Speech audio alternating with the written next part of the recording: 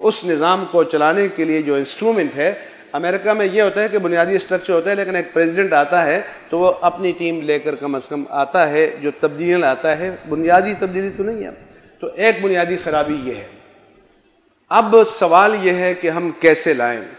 ایک نظریہ یہ تھا کہ جی بندوں کی اصلاح کرو، چنانچہ تبلیغی جماعت نکلی۔ اب 150 سال میں یا 250 سال میں کتنوں کی اصلاح ہو گئی ہے۔ پھر وہ سفید پگڑی والے تھے، پر ہمارے ہرے پگڑی والے دوست نکلے، ان کو بھی 30 سال ہو گئے ہیں، تو انہوں نے کتنے بندوں کی اصلاح کر دی۔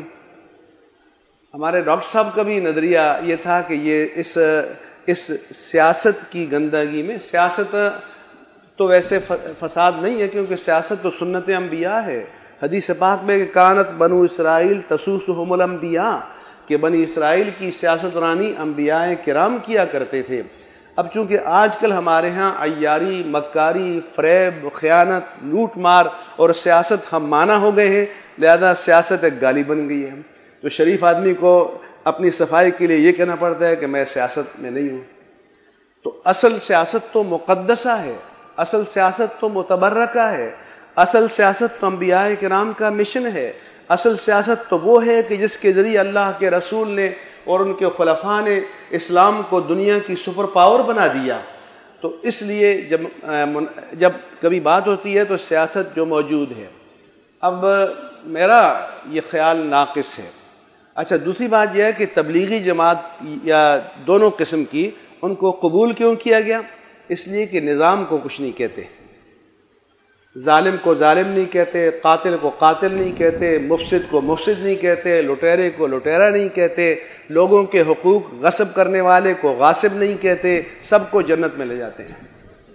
اس لیے ضیاء الحق کے زمانے سے یہ حکمرانوں کا طریقہ ہو گیا کہ آخری دعا میں ضرور جاؤ، لہذا ہیروئن والا، دوسرا، تیسرا، سارے کام، سود والے سب وہاں موجود ہیں کہ اس دعا میں شریک ہو کر جنت میں جائیں گے، پاک ہو جائیں گے۔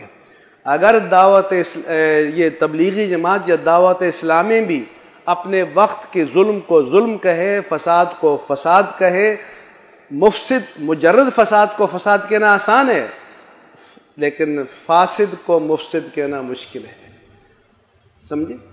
وقت کے ظالم کو ظالم کہنا یہ بہت مشکل کام ہے۔ نماز کی دعوت دینا آسان کام ہے، لیکن قاتل کے سامنے کھڑے ہو کر اس کے ہاتھوں کو روکنا یہ مشکل کام ہے۔ تو جب منکرات سے وہ تعرض نہیں کرتے، اس لیے ان سے کہتے ہیں کہ ہو سکے تو اور بھی کئی لوگوں کو اپنے ساتھ لگا لو تاکہ ہماری جان چھوٹی رہے اور ہمیں کچھ نہ کہو۔ دوسرے ہمارے جو دوست سیاست میں، وہ بجائے اس کے کہ ہم اپنا تجزیہ کریں، ہم نے یہ فرض کر لیا ہے کہ ہمارے مفادات کا تحفظ